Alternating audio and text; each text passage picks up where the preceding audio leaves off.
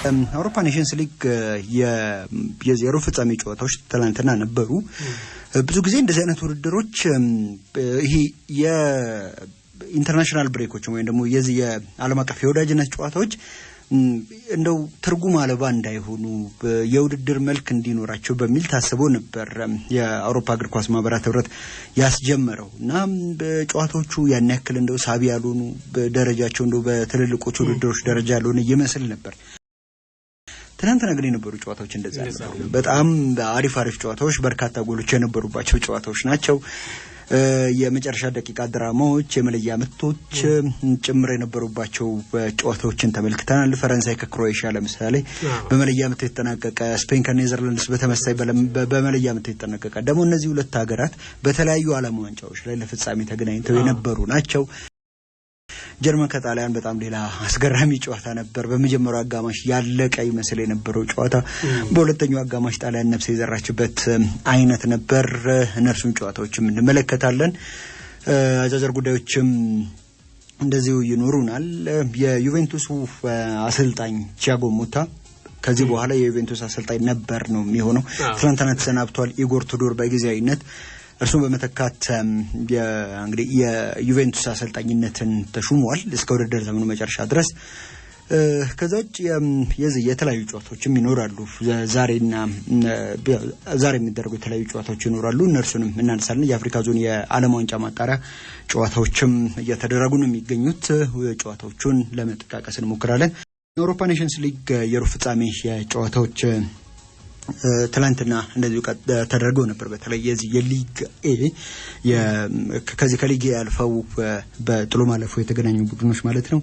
ጀርመን ከጣሊያን ያደረጉት ጨዋታ መደበኛው የጨዋታ ክፍለ ጊዜ 3-3 ቢጠናቀቅም የመጀመሪያውን ጨዋታ ጀርመን 2-1 በማሸነፏ ምክንያት በድምር ውጤት 5-4 በመርታት ወደ ግማሽ ፍጻሜ ማለፏን አረጋግጣለች። የጀርመን ብሔራዊ ቡድን አረጋግጧል። እንደ አባት ሀገር ነው አይደል? ጀርመንና አባት ሀገር ብለው ነው የሚጠሩት።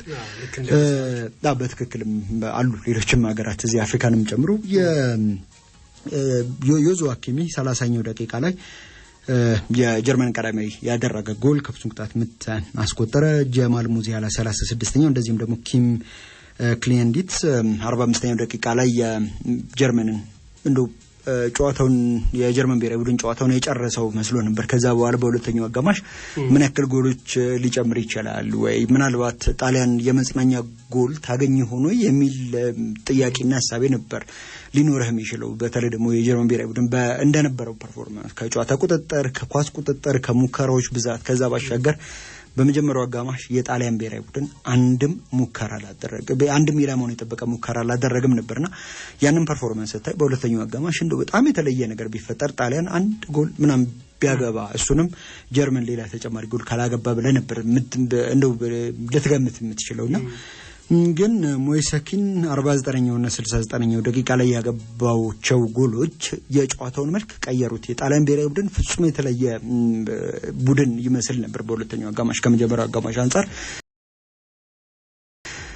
እንደውም የፍጹም ቅጣት ምት ተሰጥቷቸው በኋላ ላይ ተሻረ እንጂ የጨዋታው ውጤት ይሄ ላይሆን ይችል ነበር። ጣሊያን አሸንፋ ምናልባት ጨዋታውን ወደ ተጨማሪ ሰዓት ልትወስደው ትችል ነበር፣ ግን ያ ሳይሆን ቀርቷል። የመጀመሪያው ጎል ሞይሰኪን ሲያስቆጥር ለሮይ ዛኔ ወደ ኋላ ያቀበለው የተሳሳተ ኳስ ነበር። የጀማል ሙዚያላም ጎል እጅግ በጣም ቆንጆ የምትባል ጎል ነበረችና ያንንም ደግሞ አጋጣሚ ማንሳት ስለሚያስፈልግ ነው። ከዛ በኋላ ጠንካራ ጫና ሲፈጥር የነበረው የጣሊያን ብሔራዊ ቡድን በጂያኮሞ ራስፓዶሪ አማካኝነት መደበኛ የጨዋታ ክፍለ ጊዜ ተጠናቆ በተጨማሪ ባከነ ሰዓት ላይ የተገኘ የፍጹም ቅጣት ምት አስቆጥሮ ጨዋታው 3-3 ተጠናቀቀ። ግን ደግሞ ጣሊያን በሜዳዋ የቤት ስራውን መስራት ባለመቻለውና በሜዳዋ ሳንሴሮ ላይ 2-1 ተሸንፋ ስለነበረ በድምር ውጤት የጀርመን ብሔራዊ ቡድን ወደ ቀጣዩ ዙር አልፏል። ጀርመን እስካሁን ድረስ ኔሽንስ ሊግን አሸንፎ አያውቅም። ግን ደግሞ በዩሊያን ናግልስማን ስር አሁንም እንደው ጥሩ የሚባል ቡድን እንዳለው ማሳያ ነው። ግን አሁንም የመከላከል ክፍሉ ላይ ጥያቄዎች ሊነሱበት ይገባል። በተለይ አንዳንድ ውሳኔዎች በተለይ ከዚህ ከተከላካዮች አቋቋም አንፃር ጥያቄዎች ሊነሱበት ይችላል። ለምሳሌ ኒኮ ሽሎተርቤክ የመጀመሪያ ጎል ሲቆጠር ምንም እንኳን ለሮይ ዛኔ ኳሱን ይሳሳት እንጂ አቋቋሙ የቱ ጋር ነበር? ሞይሰኪን ሰፊ ስፔስ እንዲያገኝ ነበር አድርጎት የነበረውና ልክ ነው የዓለም ዋንጫው ገና እንደው ከአንድ አመት አካባቢ የሚሆን ጊዜ ሊኖር ይችላል ግን ዩላን ናግልስማን በደንብ መፍትሄ ሊፈልግ በደንብ የዚህ መከላከል ክፍሉን ማማዋቀሩ ላይ ሊያስብበት እንደሚገባ የሚያሳይ የሁለተኛ አጋማሽ ነው በትናንትናው ጨዋታ ላይ ተመለከተ ፖርቹጋል ከዴንማርክ ጋር ያደረጉት ጨዋታ በፖርቹጋል 5-2 አሸናፊነት ተጠናቋል ግን ደግሞ በ90 ደቂቃ ውስጥ አይደለም ፖርቹጋል 5-2 ያሸነፈው ያው ጨዋታው እንደተጀመረ 38ኛው ደቂቃ ላይ ዮአኪም አንደርሰን ራሱ ላይ የጎል ከማግባቱ አስቀድሞ 6ኛው ደቂቃ ላይ ፖርቹጋል ጨዋታውን መምራት የምትችልበት እድል ነበራት የፍጹም ቅጣት ምት ተገኝቶ ነበር ነገር ግን ክሪስቲያኖ ሮናልዶ በጣም ጥሩ የፍጹም ቅጣት ምት መቼ እንደሆነ ይታወቃል ግን ደግሞ በዛው ልክም ያባከናቸው የፍጹም ቅጣት ምቶችም አሉ እንዴት ሳታቸው ተብሎ ሊጠየቁ የሚችሉ አይነት ማለት ነው ትናንትና ከነዛ ካባከናቸውና እንዴት አባከናቸው ተብሎ ሊጠየቁ ከሚገቡ የፍጹም ቅጣት ምቶች መካከል አንዱ ነው በጣም ጥሩ ያለው የፍጹም ቅጣት ምት ነበር የመታው ግን የሆነ አይነት ጫና ያለበት ይመስላል ሰሞኑን ሳይበር ሶሳይቲ ላይ ካለው አንፃር በዛኛው ጨዋታ በዴንማርኩ ጨዋታ በዚህ በመጀመሪያው ጨዋታ ላይ ያው እንደነበረው እንቅስቃሴ ያው ግን ደግሞ ማሰብ ያለብን ክሪስቲያኖ ሮናልዶ አሁን እድሜው 40 ነው ያ 20ዎቹ አጋማሽ ላይ የነበረው 30ዎቹ መጀመሪያ ላይ የነበረው አይነት ክሪስቲያኖ ሮናልዶ አይደለም ወይም አውሮፓው ሲጫወት የነበረው ክሪስቲያኖ ሮናልዶን አይደለም አሁን ላይ ያየን ያለነው እድሜው 40 ገብቷል በዛ ላይ ደግሞ በዚህ በሳውዲ ሊግ ነው እየተጫወተ የሚገኘው ግን ደግሞ አሁንም ከዚህ ከጎል አስቆጣሪነቱ አልቀነሰም ወይም ደግሞ የዚህ የጎል አስቆጣሪነት ስራውን አልተወም እና ደግሞ እንዳልተውም ደግሞ ማሳያ የሚሆን ጎል 72ኛው ደቂቃ ላይ ያስቆጥሩ ሌላ ቡድኑ ወደ ቀጣዩ ዙር እንዲያልፍ እርሱም የበኩሉን ጠጠር አዋጥቷል ትሪንካው 86ኛውና ጨዋታው ወደ ኤክስትራ ታይም ወደ ጭማሪ ሰዓት ከመራ በኋላ ወደ ጭማሪ 30 ደቂቃ ከመራ በኋላ ያገባው ጎል ፖርቹጋልን ወደ ቀጣዩ ዙር ማለፊያውን መንገድ ያስጨብጧታል ከዛ በኋላ ክሪስቲያኖ ሮናልዶ ቀይሮ የገባው ጎንሳሎ ራሞስ 115ኛ ደቂቃ ላይ የፖርቹጋል ብሔራዊ ቡድን ያሸነፈባቸው ጎሎች ያገቡ ተጫዋቾች ናቸው ግን ራስመስ ክሪስቲያንሰንና ክሪስቲያን ኤሪክሰን ለዴንማርክ እንደው በጨዋታው ላይ ነፍስ የዘሩ ጎሎችን አገብተው ነበር ፖርቹጋል በድምር ውጤት 5-3 በማሸነፍ ወደ ግማሽ ፍጻሜው መሻገሯን አውቃለች ስፔን ከኔዘርላንድስ ያደረጉት ጨዋታ በጣም ሌላ ቆንጆ አዝናኝ የነበረ ጨዋታ ነበር ጨዋታው 3-3 ተጠናቋል ሚኬል ኦያርዛባል 8ኛው ደቂቃ ላይ ከፍጹም ቅጣት ምት ጎል አስቆጠረ ከዛ 67ኛው ደቂቃ ላይ ራሱም እንደዚሁ በጨዋታ ጎል አስቆጠረ የተጫዋች ለሪያል ሶሲዳድ እንደሚጫወት ይታወቃልና የድሆቹ ሊዮኔል ሜሲ ይሉታል በሪያል ሶሲዳድ በጣም አሪፍ የሚባል ተጫዋች እንደሆነ በጎሎችን በማስቆጠር እንደዚሁ አሳይቷል የክለቡ ማንበል ነው የክለቡ መሪ ነው ታማኝ ተጫዋቻቸውም እንደሆነ ይነሳል ትልልቆቹ ክለቦች እየፈለጉት ራሱ ሪያል ማድሪድ ባርሴሎና ከእንግሊዝ ከዛ ከስፔን ውጭም ያለው እንግሊዝ ክለቦች እየፈለጉት በዛው በሪያል ሶሲዳድ ታምኖ የቆየ ተጫዋች በመሆኑ ምክንያት ነው እና ደግሞ ካለውም ደግሞ የእግር ኳስ ካሉት አንፃር ነው የድሆቹ ሊዮኔል ሜሲ እየተጫወተ በርግጥ በስፔን ብሔራዊ ቡድን መጫወት የጀመረው ትልልቆቹ ተጫዋቾች ያ የነ ዴቪድ ቪያ ትውልድ ካለፈ በኋላ ነው እድል እያገኘ የሚገኘው ተጫዋችና እርሱ በመጫወት በጀመረበት ጊዜ ስፔን ብሔራዊ ቡድን የትውልዶች ሽግግር ውስጥ ይገኝ የነበረ ቡድን እንደሆነ አሳይቷል ከዛው የአልቫሮ ሞራታ ጥላ ውስጥ ነው በዚህ በብሔራዊ ቡድን ደረጃ ሆኖ ለረጅም ዓመታት ስንመለከተው የነበረው ግን በተገኘባቸው ጨዋታዎች ላይ በደንብ ረብ ያለው ነገር ሲያደርግም እናውቃለና የተጫዋች በተለይ በዚህ በስፔን ብሔራዊ ቡድን ውስጥ እንደገና ደግሞ በዚህ አጠቃላይ በአለው ደግሞ የፕሮፌሽናል እግር ኳስ ተጫዋችነት ህይወትም ይሄ የሚገባውን ያክል ክሬዲት ካላገኙ ተጫዋቾች መካከል እንደ አንዱ ተደርጎ ሊቆጠር ይገባል ትላንትና የነበረው ደግሞ የጨዋታ እንቅስቃሴ ያንን የሚያመለክት ነው የኔዘርላንድስ ብሔራዊ ቡድን እንደው በቀላሉ ለስፔን እጅ እንደማይሰጥ ለዚህ ለአውሮፓ ሻምፒዮኑ ቡድን በቀላሉ እጅ እንደማይሰጥ በሜምፊስ ዴፓይ 54ኛው ደቂቃ ላይ ያን ማትሰን 79ኛው ደቂቃ ላይ ባገቧቸው ጎሎች ምላሽ በመስጠት እንደዚሁ አሳይቷል ከዛው በሁለቱም ቡድኖች በኩል የተገኙ ጎል ድሎች ነበሩ የባከኑም ጭምር እና ደግሞ ከፍት የነበረ ጨዋታ ነበር ሮናልድ ኩመን በድጋሚ የኔዘርላንድስ ብሔራዊ ቡድን አሰልጣኝ ከሆነ በኋላ ጥሩ ቡድንን ለመገንባት እየሞከረ ነው የሚገኘው ግን የሉዊስ ዴላ ፉዌንቴስ ማጂክ አሁንም በስፔን ብሔራዊ ቡድን ላይ እንዳለ ከሚጫወቱት የእግር ኳስ አንፃር መመልከት ይችላልና ቀጣዩ የ2026 ዓለም ዋንጫ ላይ ምን አይነት ስፔን ልንመለከት እንደምንችል በእርግጥ አውሮፓ ዋንጫ ላይ እየተመለከትንም ቢሆን በትናንትናው ጨዋታ ላይ ሌላ ማሳያ ነበር ዲን ሁይሰን የቦርንመዙ ተከላካይ ሰሞኑን ከሪያል ማድሪድ ጋር ስሙ በተደጋጋሚ ሲነሳ እየሰማ ነው የምንገኘው ተጫዋች ጨዋታው ወደ ተጨማሪ ሰዓት ካመራ በኋላ ለላሚን ያማል ኳሱን የሰጠበትና ላሚን ያማል 103ኛው ደቂቃ ላይ ጎሉን ያስቆጠረበት መንገድ እጅግ በጣም የሚደንቅ ነው። በርግጥ ላሚን ያማል እንደዚህ አይነት ጎሎችን ከዚህ በግራ እግሩ ከዚህ ከቀኝ መስመር በኩል ኳስ ይዞ ገብቶ የሩቁ ቋሚ ላይ ወይም ደግሞ የሩቁ የጎሉ ክፍል ላይ የሚያገባቸው ጎሎች ምንም ጥያቄ የለውም፣ በጣም ውብ ናቸው። እና ደግሞ ያንንም ትላንትና ደግሞ እና ለዲን ሁይሰን ኳሱን እንዲጠልለት ምልክትን ሲሰጠው የነበረው እሱ ነውና እነዚህ ሁለት ወጣቶች በድጋሚ ሌላ ስፔን ወደፊቷ ብሩህ እንደሚሆን ማመላከቻ የሆኑ ተጫዋቾች እንደሆኑ አሳይተዋል። ጃቤ ሲሞንስ 109ኛው ደቂቃ ላይ ራሱ ላይ በተሰራ ጥፋት የተገኘ ነፍስ ቅጣት ምት አስቆጥሮ ጨዋታው ወደ መለያ ምት አመራ። በመለያ ምት ያው በርግጥ ደርሶ መልሶ 5:30 መጠናቀቁን ተከትሎ ምክንያቱም የመጀመሪያው ጨዋታ በኔዘርላንድስ ሜዳ 2-2 ነበር የተጠናቀቀው። ያም ጨዋታ በጣም አሪፍ ጨዋታ ነበር፣ 2-2 የተጠናቀቀው ጨዋታ እና ጨዋታው በዚህ ውጤት መጠናቀቁን ተከትሎ ስፔን በመለያ ምት 5-4 አሸንፋ ወደ ግማሽ ፍጻሜ አልፋለች። አስደናቂ ጎል ያገባው ላሚን ያማል በመለያ ምቱ ወቅት የመለያ ምቱን ስቶታል፣ ግን ደግሞ ግብ ጠባቂው ኡናይ ሲሞን ታድጎታል። ከዛ ባሻገር ድንቅ የሚባል ምሽትም አጠቃላይ ስፔን እንደ ቡድን አሳልፋለች ብሎ ማንሳት ይቻላል። ፈረንሳይ ከክሮኤሺያ ጋር ያደረጉትም ጨዋታ ነበር ትላንትና 2-0 ፈረንሳይ ያሸነፈችበት። ክሮኤሺያ አስቀድማ በመጀመሪያው ጨዋታ 2-0 መሸነፏን ተከትሎ የፈረንሳይ ብሔራዊ ቡድን ምላሽ መስጠት ነበረበት፣ ግን የሰጠው ምላሽ እስከ መለያ ምት የሚያደርሰው ብቻ ነው። ፍጹም ብልጫ ነበረው በአጠቃላይ በዚህ በኳስ ቁጥጥርም በዚህ በሙከራዎች ብዛትም የፈረንሳይ ብሔራዊ ቡድን የተሻለ ብልጫ ነበረው። ግን አሁንም የዲዴ ዴሾው ቡድን እንዳለው የተጫዋቾች ስብስብ እንዳለው የማጥቃት አማራጭ የማጥቃት እግር ኳስን የሚጫወት አይነት ቡድን እንዳልሆነ በትናንትና ማሳይቷል። በርግጥ 2 ጎሎች ያስቆጠረው ግን ደግሞ ሜዳ ላይ ያሰለፋቸው የማጥቃት ተጫዋቾች እነማን ነበሩ? ኡስማን ዴምቤሌ፣ ሚኬል ኦሊሴ፣ ኪሊያን ኤምባፔ። እንደው እነዚህ ሶስቱን ብቻ እናንሳ። አውሮፓ ውስጥ በዚህ ሰዓት እነዚህ ሶስት ተጫዋቾች የፊት መስመር የማጥቃት መስመር ላይ በጀማሪ 11 ውስጥ ሊካተቱ የማይችሉት የትኛው ብሔራዊ ቡድን ላይ ነው? ምናልባት ስፔን ላይ እንደው ሃሪኬንን የያዘው የእንግሊዝ ብሔራዊ ቡድን እንደው ሃሪኬን እንደው አለመንካት እንደው ሃሪኬን መንካት እንደው አይቻል ይሆናል እንጂ ከዛ ውጭ ባሉ ቦታዎች ላይ እነዚህ ተጫዋቾች እንደው በምርጥ ሆኖ የማይሰለፉበት የትኛው ብሔራዊ ቡድን ነው? የለም። ግን ደግሞ በአግባቡ ደግሞ እነዚህ ተጫዋቾች ይሄ ራሳቸውን በደንብ የሚገልጹበትን በተደጋጋሚ ከኳስ ጋር የመገናኘት እድል የፈቀደላቸው አይመስልም። ዴሾ ሚኬል ኦሊሴ ትላንትና በጣም ድንቅ የሚባል ምሽት ነበር የነበረው። ጎል አገባ። ከዛ ባሻገር ለኡስማን ዴምቤሌ ኳሱን አመቻችቶ ያቀበለው እርሱ ነው። 80ኛው ደቂቃ ላይ ነው ኡስማን ዴምቤሌ ጎል ያገባው። ያው ደርሶ መልሶ 2-2 መጠናቀቁን ተከትሎ ወደ መለያ ምት አምርቶ ፈረንሳይ 5-4 አሸንፋለች። በዚህ የመለያ ምት ሂደት ውስጥ ማይክ ሜኙ የፈረንሳይ ብሔራዊ ቡድኑ ግብ ጠባቂ ብዙ ጊዜ ግብ ጠባቂዎች ምሉ አይሆንም።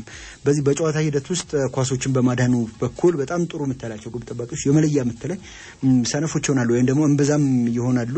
ተጠባባቂ ወንበር ላይ የነበሩ ወይም ደግሞ በዚህ በጨዋታ ሂደት ኳሶችን በማዳኑ ላይ ጥሩ ያልሆኑ ግብ ጠባቂዎች ወደ መለያ ምቱ ሲመጡ ደግሞ በጣም አሪፍ ሲሆኑ እንመለከታለን። ለዚህ ሰርጂዮ ሮሜሮ ማንሳት ይቻላል። ቲም ክሩልን ማንሳት ይቻላል። ኔዘርላንዳዊው ግብ ጠባቂ በ2014 የዓለም ዋንጫ ላይ ያደርጉት የነበረውን ነገር እናስታውሳለን።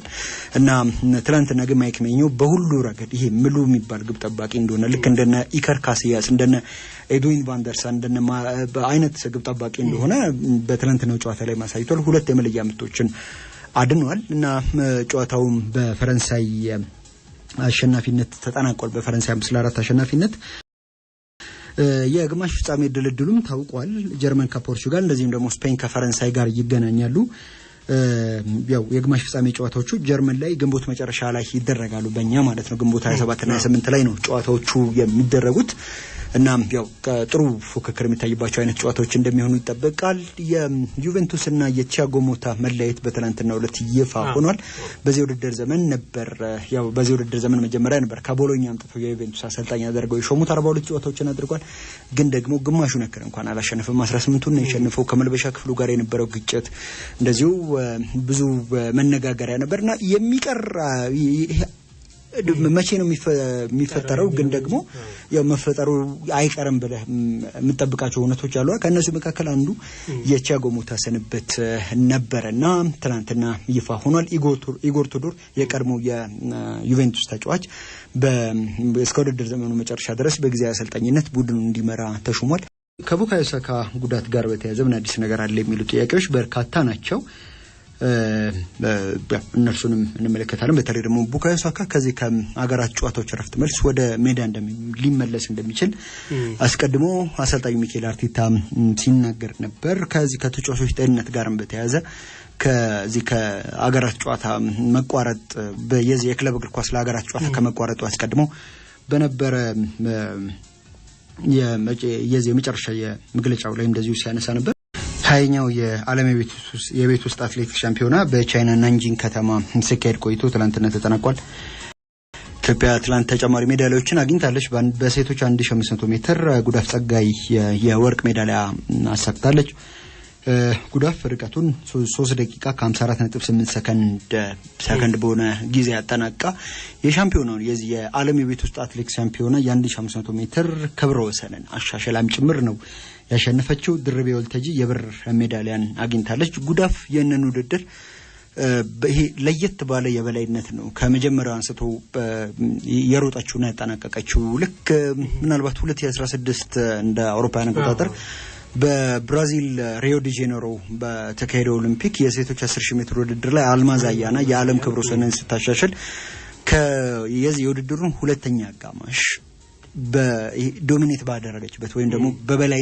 በበላይነት በተቆጣጠረችበት ልክ ነበር ወይም ያንን ፐርፎርማንስ ሊያስታውስ በሚችል ደረጃ ነበር የትላንትናው የጉዳፍ ፐርፎርማንስ እና ምንም እንኳን ርቀቱ አጭር ቢሆንም እንደገና ደግሞ የዚህ የትራኩ መጥረት ቢሆንም ያንን እንደው የበላይነት ሊያስታውስ በሚችል መልኩ ነበር የጉዳፍ አጨራረስ እና ትናንትና ውድድሩን በበላይነት አጠናቃ በተከታታይ ሻምፒዮናዎች ላይ በሴቶች 1500 ሜትር የዚህ ኢትዮጵያ የወርቅ ሜዳሊያ እንድታገኝ ሆኗል በሴቶች 800 ሜትርም የብር ሜዳሊያ በንግስት ጌታቸው አማካይነት ተገኝቷል ይህች አትሌት በርቀቱን 1 ደቂቃ ከ59.63 ሰከንድ በመግባት የግል ምርጥ ሰዓቷን በ4 ሰከንድ አሻሽላም ጭምር ነው የሁለተኛ ደረጃን ይዛ ያጠናቀቀችው ጽጌ ዱጉማ 6ኛ ደረጃን ይዛ አጠናቃለች አጠቃላይ ኢትዮጵያ በዚህ በ20ኛው የዓለም የቤት ውስጥ አትሌቲክስ ሻምፒዮና ላይ በነበራት ተሳትፎ 2 ወርቅ 3 ብር በመያዝ ከዓለም 3ኛ ከአፍሪካ ደግሞ አንደኛ ሆና አጠናቃለች የሁለቱ የወርቅ ሜዳሊያዎች በፍሬወይኒ ኃይሉና በጉዳፍ ጸጋይ የመጡ ናቸው ፍሬወይኒ ቅዳሜ ዕለት በ3 ሜትር በሴቶች ውድድር የወርቅ ሜዳሊያ ማሸነፍ እንደነበር ይታወቃል በሶስቱ ብሮች ደግሞ በሪሁ አረጋዊ በወንዶች 3000 ሜትር በንግስት ጌታቸው ትላንትና በተደረገው የሴቶች 800 ሜትር እንደዚሁ ደግሞ ድርቤ ወልተጂ ጉዳፍ ጸጋይን ተከትላ ባጠናቀቀችው 1500 ሜትር ሴቶች ውድድር ነው የተገኙት አሁንም በዚህ በትልልቆቹ ቶርናመንቶች ላይ በተለይ ትራክ ላይ በሚደረጉ ውድድሮች ላይ ከወንዶቹ በበለጠ የሴቶች አትሌቶቻችን ውጤታማነት ቀጥሏል ካልተሳሳትኩ ለመጨረሻ ጊዜ ትራክ ላይ በወንዶች የተገኘው የወርቅ ሜዳሊያ ካልተሳሳትኩ በቶኪዮ ኦሊምፒክ የ10000 ሜትር ሰለሞን ባረጋ ያስገኘው የወርቅ ሜዳሊያ ብቻ ይመስለኛል ከዛ በኋላ ጎዳና ላይ ካልሆነ በስተቀር በትራክ ላይ በወንዶቹ በኩል ያንን የነ ኃይሌ ገብረስላሴን የነ ቀነኒሳን ውጤት ሪፕሊኬት የሚያደርግ ወይም ደግሞ የሚደግም አትሌት እያገኘን አይመስልም ግን ትላንትና ስኬታማ የሚባል ጊዜና አሳልፋ ኢትዮጵያ አጠናቃለች 2024 ግላስጎ ስኮትላንድ ላይ ተደርጎ ከነበረው የ19ኛው የሻምፒዮና የተሻለ የሚባል ውጤት ነበር የተመዘገበው ያን ጊዜ 2 ወርቅ 1 ብርና 1 ነሐስ ከዓለም 5ኛ ከአፍሪካ አንደኛ ሆነን ያጠናቀቅንበት ውጤት ነበር ተመዝግቦ የነበረው የ2026ቱ የዓለም ዋንጫ አፍሪካ ዞን ማጣሪያ ጨዋታዎች ቀጥለው ይደረጋሉ የምድብ ጨዋታዎች እኩለ ሌሊት ላይ ኢትዮጵያ ከጅቡቲ ጋር የሚያደርጉት ጨዋታ ይኖራል የጨዋታ ኢትዮጵያ እንደ ባለሜዳ ሆነ የምታደርገው ጨዋታ ነው እንግዲህ የኢትዮጵያ ብሔራዊ ቡድን 3 ነጥቦችን እንግዲህ እስካሁን ድረስ ካደረጋቸው 5 ጨዋታዎች 3 ነጥቦችና 5 የጎል ዳኑሩበት ከምድቡ 5ኛ ደረጃ ላይ የሚገኘው ከዛሬ እኩለ ሌሊት ተጋጣሚ ጅቡቲ በአንድ ደረጃ ከፍ ብሎ ነው የተቀመጠው ካለፉት 5 ጨዋታዎች አንድ ብቻ አሸንፈው በአራቱ ተሸንፏል። ማሸነፍ እንደሚያስቆጥረው የግብ መጠንና እንደ ጊኒ ቢሳው ውጤት አራተኛ ደረጃ ላይ ያስቀምጠዋል። ጊኒ ቢሳው ዛሬ ከቡርኪና ፋሶ ጋር ተጫውታለችና የምትሸነፍ ከሆነና የሚቆጠርባትም ጎል ብዛት ታሳቢ ተደርጎ በዚህ ጨዋታ ላይ ኢትዮጵያ ብሔራዊ ቡድን ካሸነፈና ጎሎችን የሚያገባ ከሆነ ውጤታማ ሊሆን ይችላል። ግን የጅቡቲ ብሔራዊ ቡድን ያው እንደሚጠበቀው የምድቡ ግርጌ ላይ የሚገኝ ቡድን ነው። 1 ነጥብና 11 የጎል ዕዳ ኖሮት 6ኛ ደረጃ ላይ ነው የተቀመጠው። ያም ደግሞ የተገኘው 1 ነጥብ ከኢትዮጵያ ብሔራዊ ቡድን ጋር ባደረገውና 1-1 ባጠናቀቀው ጨዋታ ላይ የተመዘገበ ነበር። እርግጥ ነው አሁንም የጅቡቲ ደካማ ከሚባሉት አህጉራችን የዚህ ክፍለ አህጉራችን ብቻ ሳይሆን የአህጉራችንም ቡድኖች መካከል አንዱ ቢሆንም በቅርብ አመታት ላይ ግን የዚህ የብሔራዊ ቡድን ውጤቱ ላይ የተለየ የሚባል ለውጥ ለማምጣት የተለየ አፕሮች ወይ ደግሞ የተለየ መንገድን እየተከተለ ነው የሚገኘው። ለምሳሌ ከምዕራብ አፍሪካ ሀገራት ወደ ጅቡቲ ሊግ መጥተው የሚጫወቱ ተጫዋቾችን ከዛ ባሻገር ደግሞ በሌሎች ሊጎችም እየተጫወቱ የሚገኙ ተጫዋቾችን ዜግነት በማስቀየር ወይም ደግሞ ይሄ ናቹራላይዜሽን የሚሉት መንገድን በመጠቀም ጠንካራ ብሔራዊ ቡድን ለመገንባት እየሞከሩ ነው የሚገኙት። ለምሳሌ ከኢትዮጵያ ብሔራዊ ቡድን ጋር በተደረገው ጨዋታ ላይ ለጅቡቲ ቀዳሚውን ጎል አስቆጥሮ የነበረው ተጫዋች የምዕራብ አፍሪካ ተወላጅ እንደሆነ የምዕራብ አፍሪካ ተጫዋች እንደሆነ እንዲሁ ተክለቁመናውን እንዲሁ ፊቱን ተመልክተን መናገር ይቻላል። እና ሌሎችም ተጫዋቾችን እንደዚሁ በዛ መልኩ ለመጠቀም ጥረት እያደረገ ነው የሚገኘው የጅቡቲ ብሔራዊ ቡድን። ስለዚህ እንደከዚህ ቀደሙ በጣም ደካማ የሚባል ቡድን እንደማይሆን ከወዲሁ ታሳቢ ማድረግ የሚያስፈልግ ይመስለኛል። ግን ደግሞ በዛው ልክም ደግሞ በጣምም ይሄ አክብዶ መግባት የሚያስፈልግ አይመስለኝም። በእርግጥ ይሄ ጨዋታ ለመርሃ ግብር ማሟያነት ነው የሚደረገው። ከዚህ በኋላ እነዚህ ሁለት ሀገራት በያው ግብጽ ካለችበት ደረጃ ላይ ደርሰው ወደ ቀጣዩ ዙር ለማለፍ እንደው ይሞክራሉ ተብሎ እንኳን አይታሰብም። ወይም ደግሞ ቢያንስ እዛ ደረጃ ላይ ይደርሳሉ እንኳን ተብሎ ባይታሰብ ፕሮፌሽናል በሆነ መንገድ ጨዋታዎችን ማሸነፍ በራሱ የሚፈጥረው የስነ ልቦና መነቃቃት ይኖራል። በቅርብ ጊዜያት ደግሞ በብሔራዊ ቡድኑ ያስመዘገበ በሚገኘው ውጤት በስፖርት ቤተሰቡ ዘንድ የተፈጠረውን ይሄ በጎ ያልሆነ ስሜት እናውቃለንና ያንንም ደግሞ መካስ ያንንም ደግሞ ማሻሻል ለቀጣዮቹ ጨዋታዎች ለቀጣዮቹ ስራዎች እንደው የሚኖሩ ከሆነ የጠንካራ ብሔራዊ ቡድን ለመገንባት ምን ማድረግ አለብን የሚለው ጥያቄ መልስ ለማግኘት እንቅስቃሴ የሚደረግ ከሆነ እንግዲህ ይሄን አስመረልኝ የሚደረግ ሆነ። ምክንያቱም ከዚህ ቀደም ብዙ እድሎችና ብዙ አማራጮች ነበሩ። እነዛን ሳንጠቀም በመቅረታችን ምክንያት ከዚህ በኋላ ግን የሚኖሩ ከሆነ ቢያንስ እንደ ጥሩ ጥርጊያ ሊሆን ይችላል ወይም ደግሞ እንደ ጥሩ መንገድ ማስጀመሪያ ሊሆን ይችላል እና እነዚህ ጨዋታዎች ይኖራሉ። ከዛ ውጭ የዚሁ የአፍሪካ ዞን ማጣሪያ ጨዋታዎች ትላንትና ነበሩ። 2 ጨዋታዎች ኬንያ ከጋቦን ያደረጉትን ጨዋታ ጋቦን 2-1 አሸንፋለች። ከሚዲያዎች ኢስዋቲኒና ሞሪሸስ ጨዋታቸውን 3-3 አጠናቀዋል። ዛሬ ናሚቢያ ከኢኳቶሪያል ጊኒ ቀን 10 ሰዓት ላይ ጨዋታሉ። ምሽት 1 ሰዓት ላይ የከኛው ምድብ ጊኒ ቢሳው ከቡርኪና ፋሶ ጋር የሚያደርጉት ጨዋታ ይኖራል። መካከለኛው አፍሪካ ሪፐብሊክ ከማሊ እንደዚሁም ደግሞ ላይቤሪያ ከሳኦ ቶሜ ጋር የሚያደርጉት ጨዋታ ይኖራል። ምሽት 4 ሰዓት ላይ ኮት ዲቯር ከጋምቢያ እንደዚሁም ደግሞ ማዳጋስካር ከጋና ጋር ይጫወታሉ።